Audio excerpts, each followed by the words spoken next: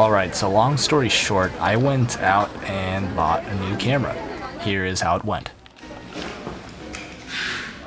Alright, how do I put this in here? Yeah, I've been vlogging a while.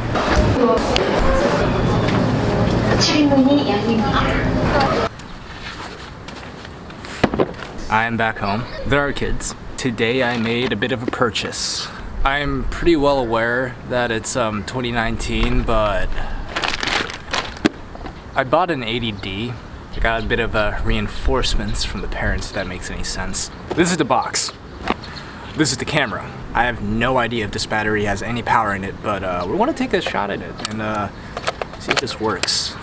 Well, as I should have expected, the battery is absolutely dead. Now that this is in my hands now, a little bit of an honest opinion. It's a lot bigger than the Rebel T5i, which I am using right now. You're probably thinking, Andrew, why the hell would you buy the Canon 80D? That's from 2016. It's 2019. Here's why. I just want to be like Casey Neistat and all those other YouTubers use the Canon 80D, so that's pretty much it. That was the cringiest joke I've ever made in my life. With all seriousness, here are my reasons. All of my current lenses are Canon mounts and are for crop sensors. This is a Canon and it has a crop sensor.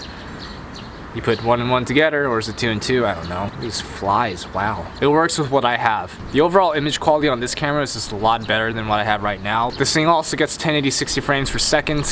My current camera can only do 720 60 frames per second. I really just don't need 4K, and I can't edit 4K. My laptop simply just can't handle it. Technically it could, but I'd have to make like proxies for every single clip that I would film in 4K. I don't want to do that. I almost did that with my Circus University hype video. The Duke game footage from Daniel was shot on a GH5 in 4K. 4K looks great. It just, for me, it's just not worth it right now. 1080p works. One of my biggest reasons is I'm going to the Korean military soon. I do not want to invest into like a $2,000 camera right now. Let it sit in a corner for 2 years and come out of the military only to realize that there's like a new model that's just like 20 times better. Anything can happen in 2 years. To me, the Canon 80D is just good enough and affordable enough at the moment. During my military experience, I will have some breaks where I could probably use my camera. I just need something that I can use during those little breaks. This should do fine. Plus, I use this current Rebel camera for like 4 years now. I believe it's time for a little bit of an upgrade, despite the fact that all those Sony cameras are amazing. I tried the Sony a7 III, it was just...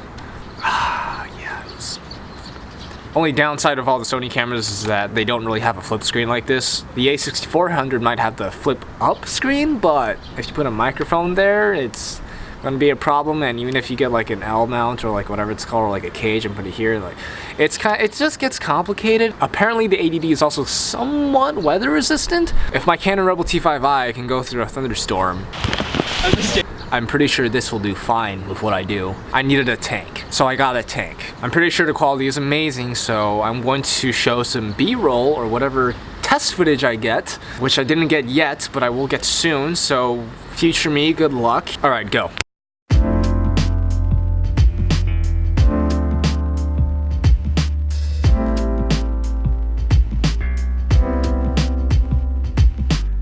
Editor's note. I do have a fan on because it's really hot, but basically, there's really no rush for me to show any example clips right now.